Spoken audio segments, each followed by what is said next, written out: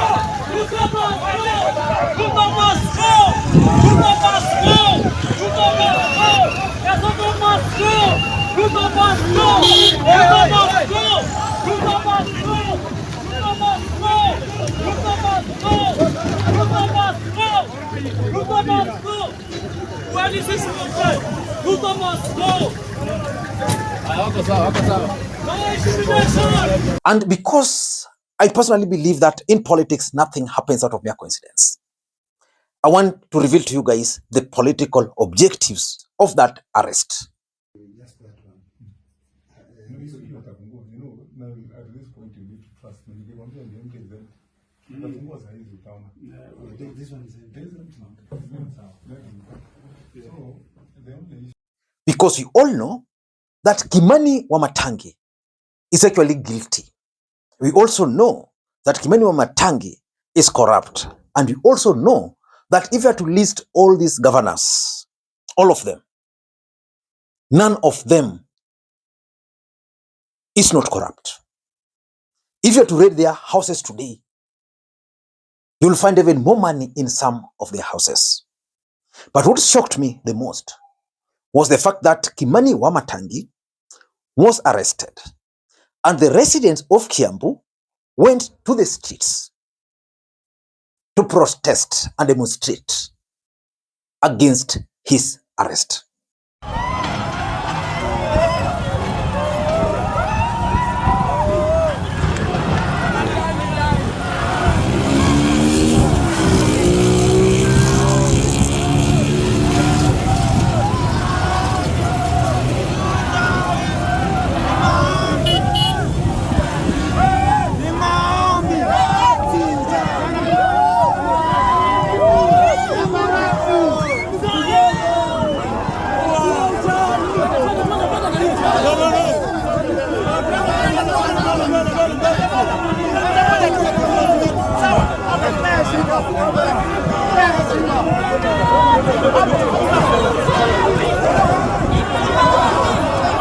This is a guy who is looting the county.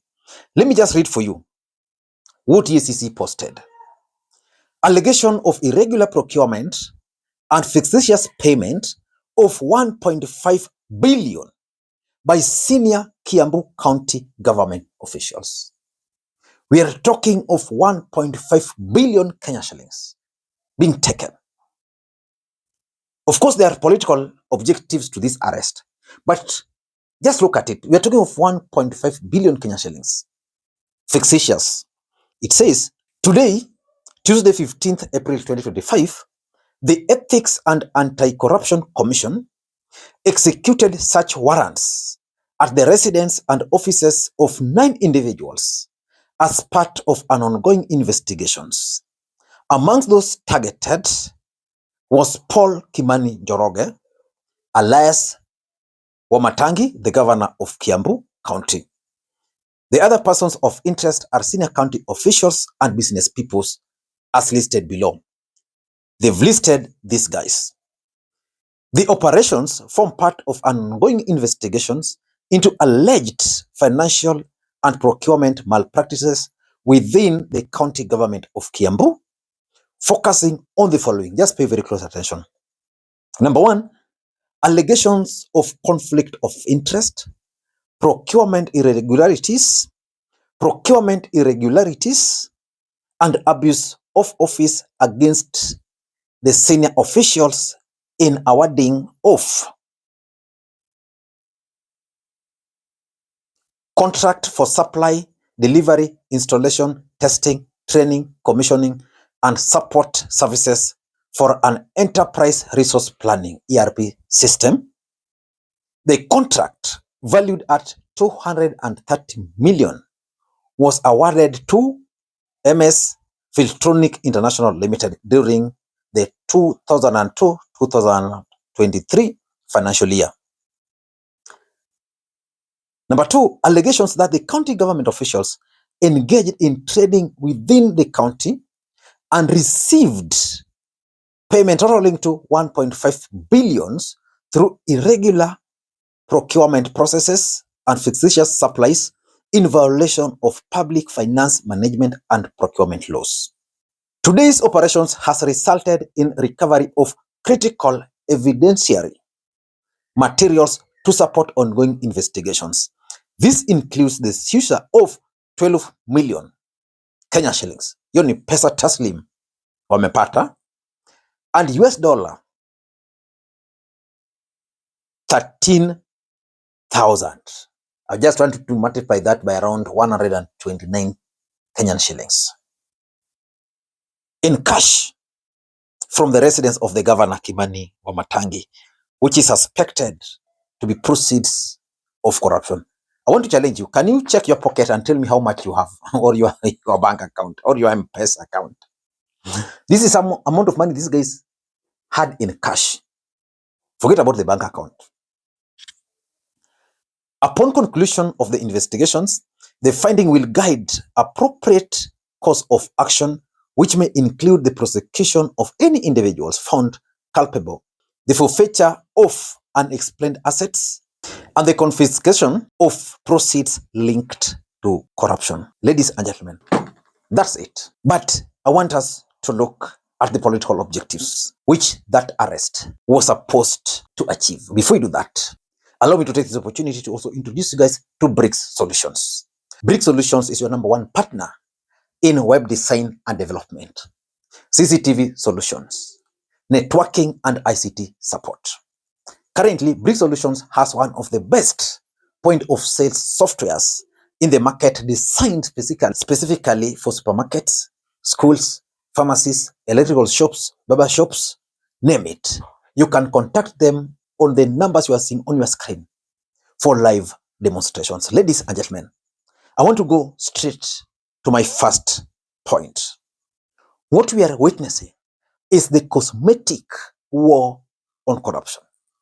William Ruto's government is under a lot of pressure to fight corruption. If you read the EACC letter there, it is very clear that the tender was around 230 million.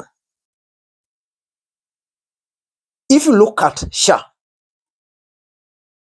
it awarded a tender running into 100 plus billion Kenyan shillings. Nobody knows how that tender was awarded. But let us not get into SHA thing. Let us focus on this Wangamati case. The government is out to prove to Kenyans that they are serious about the fight against corruption. And they also want to expose the hypocrisy amongst Kenyans. That's why today Wangamati was arrested. Sorry, not Wangamati. Wamatangi was arrested. The residents went to the street. For what? That's number one. Number two, which is the main political objective of this arrest, is that William Ruto is fixing Mount Kenya politics. And I can assure you, they're laying the ground to impeach Kiambu Wamatangi. I'm saying this because so far, Kawira has been successfully impeached.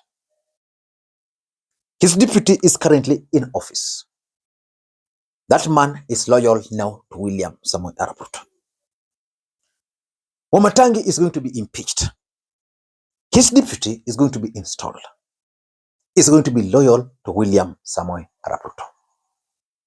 Just like in Trans Nzoia, they are going to impeach the governor, George Natembeya, and his deputy is going to take over. So they want the deputies who are loyal to them to take over. So that's the second political objective, which is actually the main political objective. Number two, the aftermath of William Ruto's visit to the mountain. William Ruto visited the mountain. He visited Kiambu. How was William Ruto received in Kiambu?